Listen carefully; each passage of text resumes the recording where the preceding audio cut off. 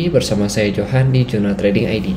Jadi pada kesempatan video kali ini kita akan membahas kembali untuk update dari pergerakan XAUUSD atau si gold ini sendiri. Tapi sebelum kita membahas si gold ini lebih lanjut ya, kita akan lihat dulu mengenai COT data report dan juga open interest heat mapnya dia gitu. Oke, sebentar kita lihat di sini. Oke, di sini udah saya buat mengenai COT data report ya. Jadi COT data report itu seperti biasa setiap minggu selalu kita bahas. Ya, ini update di tanggal 25 April 2023. Ini untuk posisi si gold ini sendiri ya. Nah, kita perhatikan di bagian manage money. Di bagian manage money ini ada long ya, dan juga ya shortnya gitu. Nah, tapi yang perlu kita perhatikan di sini adalah di bagian angka akhirnya dia gitu. Dan di sini untuk posisi long dia itu sebenarnya sama-sama minus ya. Jadi untuk longnya minus 1000, yang shortnya juga minus 1000. Yang membedakan itu adalah angka ratusan di belakangnya.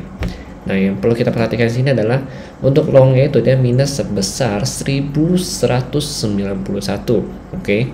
Kemudian kalau untuk shortnya itu dia minus sebesar 1298. Nah, kalau kita perhatikan ya, memang untuk kedua posisi ini dia sama-sama bearish ya.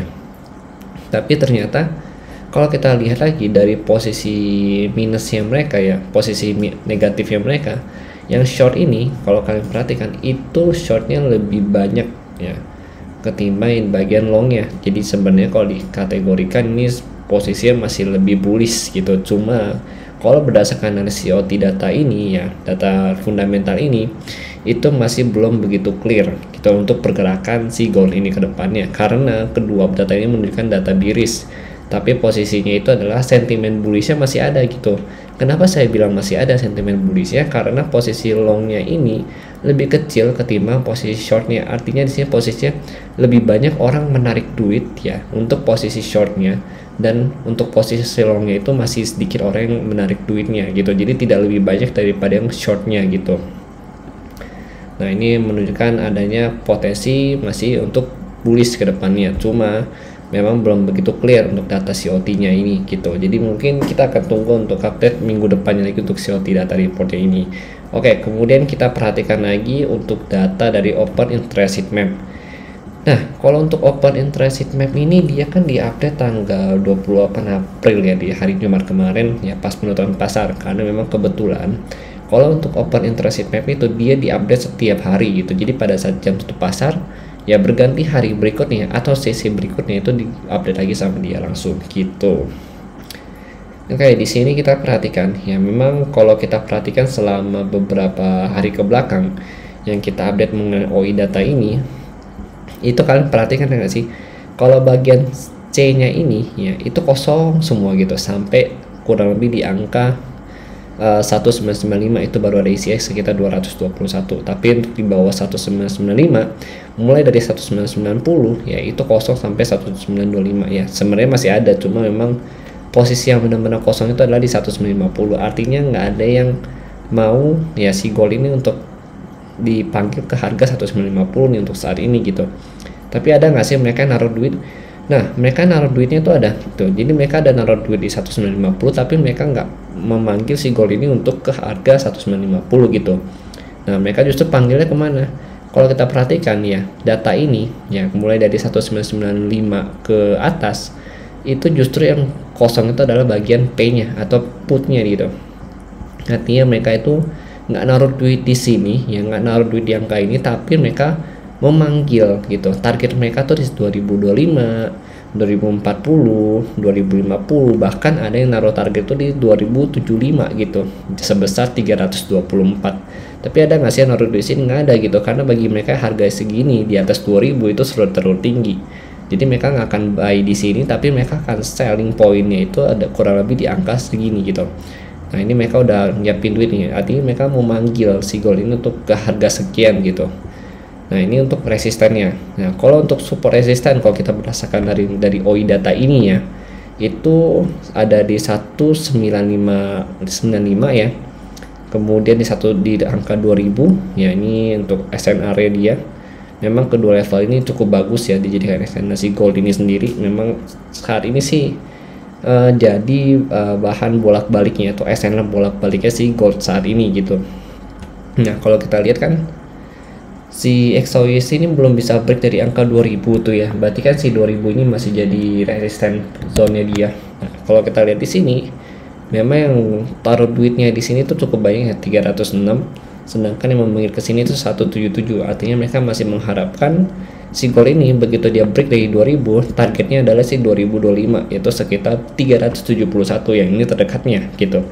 Kemudian terjauhnya itu ya tadi yang kita lihat 2075. Tapi kalau kita perhatikan lagi memang masih butuh waktu sih kalau dia mau ke 2075 gitu, karena rintangannya yang pertama itu ada di 2040 sama 2050 dulu gitu. Nah yang 2050 ini sepertinya akan disikat sama mereka nih kalau kita lihat ya, karena memang cukup banyak ngantri di sini sekitar 994 gitu. Jadi secara OI datanya masih bullish sih untuk si gold ini sendiri gitu. Nah ini kalau misalkan kalian punya pandangan mengenai OI data boleh banget kalian sharingkan ya. Kalau misalkan saya ada salah baca yang menurut kalian salah, boleh banget kalian benarkan untuk cara membaca si OI data ini gitu. Ya, kita kan tadi udah bahas mengenai open interest mapnya, kemudian kita juga udah bahas mengenai si OT levelnya dia atau si OT reportnya dia. Sekarang kita balik lagi ke bagian chartnya si gold ini sendiri. Oke, di sini saya sudah ada mapping, tapi ini mappingnya tuh di time frame 4 jam seperti biasa. Untuk mingguan ini kita akan bahas weekly ya, video atau pergerakan outlook si gold ini selama 1 minggu ke depan. Nantinya kalau untuk update ya intraday, kita akan update di bagian weekday ya, seperti hari Senin sampai hari Jumat nantinya gitu. Oke, di sini kita perhatikan si gold ini membentuk sebuah kerucut ya, kalau kita perhatikan seperti segitiga ya. Nah ini lebih gampangnya ini adalah segitiga kalau kalian belum paham ya mengenai price action. Nah ini kalau kita lihat ya, sebenarnya si gold ini ada trend line yang kita bahas juga dari beberapa episode yang lalu. Ini ada 1 ya kan, 2. Nah ini dia ada multiple rejection di bagian sini nih kalau kita lihat ya. Kemudian kalau untuk bagian atas ini ya, ini kan trend line ini berarti adalah supportnya dia gitu. Nah ini untuk area resistennya dia ada 1, 2, ini ada breakout ya, tapi dia jadi efek breakout karena dia balik lagi ke bawah. Kemudian ini ada 4, ini ada 5. Jadi sini juga terjadi multiple rejection juga di bagian trend line-nya dia. Ini trend line kalau atas ini dia berfungsi sebagai resisten, kalau di bawah sini berfungsi sebagai area support. Nah, yang harus kita perhatikan di sini ya, selain trend line adalah area SNR-nya dia. Kalau untuk SNR si gold ini kan memang kalau kita lihat ya agak susah dia nih nembus di angka 2000 ini. Ya, karena berbalik lagi ke bagian OI data ya. Di angka 2000 ini memang cukup banyak pemainnya gitu. Jadi memang punya transaksi yang cukup besar juga. Makanya si gold ini susah sekali untuk break dari si angka 2000 ini gitu. Dimulai dari tanggal berapa? Kalau kita lihat sih tanggal 25 ya. Sampai tanggal 28 kemarin pun penutupan pasar dia masih coba untuk break dari sini, tapi nggak ada satupun candle ya yang bisa close bodinya di atas 2000. Adapun ya paling hanya shadow-nya aja gitu. Jadi memang belum officially untuk breakout secara pergerakan mulai dari tanggal 22 April ya, kalau kita perhatikan sampai 28 April itu sideway ya, memang sideway cukup banyak, maksudnya cukup lebar untuk range-nya dari 1976 ke 2000 ya. Nih kalau kita lihat lagi di 1976 ya, ini kan memang dia juga ada terjadi multiple rejection dan memang dari tanggal 19 ya kalau kita lihat di sini. Nah ini juga bertepatan dengan area support dari trend line-nya dia gitu.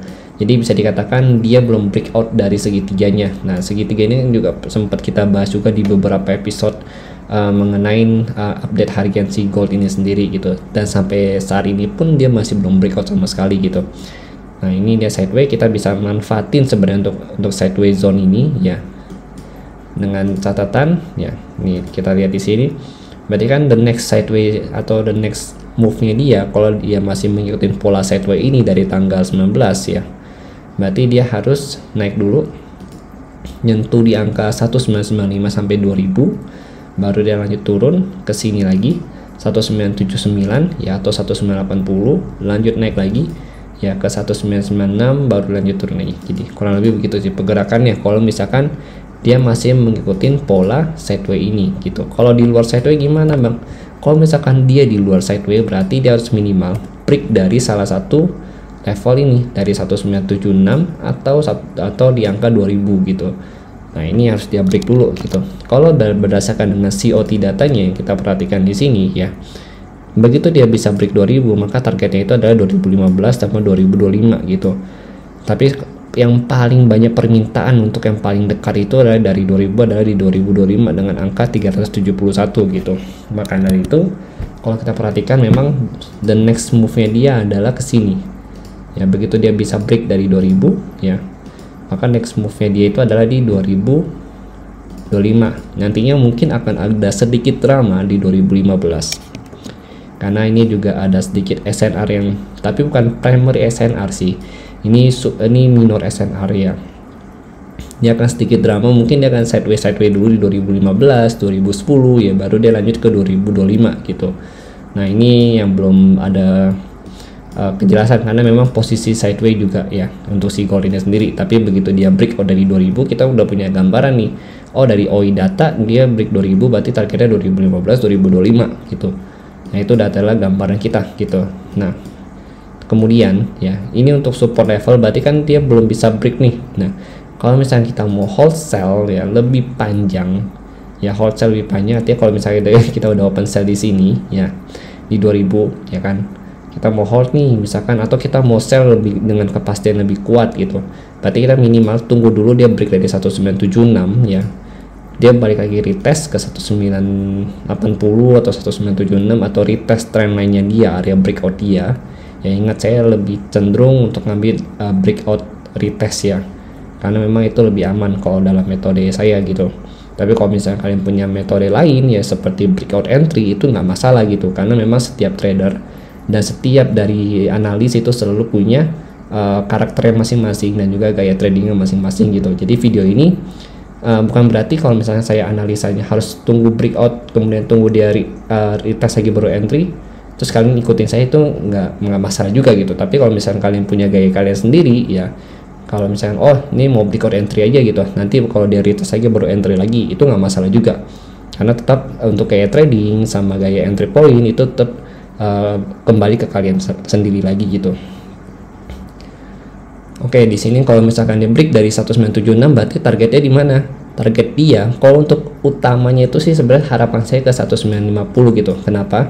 Karena 1950 ini berdasarkan dengan OI data yang ada itu cukup banyak yang ngantri gitu, yaitu sekitar 481 gitu. Berarti kan 1976 itu kan dia break dari 1970 nih ya. 70 nya itu ada sekitar 118, tapi permintaan paling banyak taruh duitnya itu di 1950, terdekatnya dari breakout 1970 nya gitu. Berarti next targetnya 1950 gitu. Nah, dari sini kita baru cari nih ancang-ancang untuk buy gitu. Berarti ini bisa jadi buy zone kita di 1950 sampai 1936. Nah, tapi kan kalau dari COT datanya gimana Bang? Itu kan sama-sama minus gitu kan. Nah, karena data COT itu sama-sama minus, lagi sama-sama tarik duit ya, mereka tuh bisa dikatakan mengamankan posisi dulu, makanya sideways-nya cukup panjang gitu. Karena kan kalau kita lihat dari COT data di sini, itu di-update tanggal 25 April. Nah, pergerakan si gold ini mulai dari tanggal 25 April itu kan sideways semua, karena memang sama-sama masih minus. Jadi si investor ini bisa dikatakan dia juga masih wait and see gitu. Nah, ditambah lagi ya, kalau kita lihat ini kan sudah akhir bulan ya, dan memang minggu depannya itu adalah mulai dari bulan baru, yaitu bulan Mei gitu kan. Kemudian di bulan Mei ini tanggal 5 itu ada NFP. Nah, di NFP ini nantinya dan tanggal 3 di hari Rabu ini juga ada ADP biasanya gitu. Nah, biasanya itu kalau misalkan posisinya NFP, nah itu yang ditunggu-tunggu sih sama investor gitu. Makanya mungkin mereka menarik duit dulu, mengamankan di akhir bulan. Nanti begitu data NFP dia udah masuk, udah muncul lagi ya, baru mereka akan menaruh duit kembali, dan kita tunggu aja nanti COT data report itu untuk yang minggu depan bagaimana gitu. Nah, itu memang cukup menarik untuk dibahas, nanti akan kita bahas juga ya gitu. Jadi ini untuk pergerakan dari si gold ini sendiri. Kalau dari saya sih itu ya, ini untuk SNR di weekly nya sama outlook weekly. Nanti kalau untuk intraday trading tetap kita akan update di weekday-nya. Oke.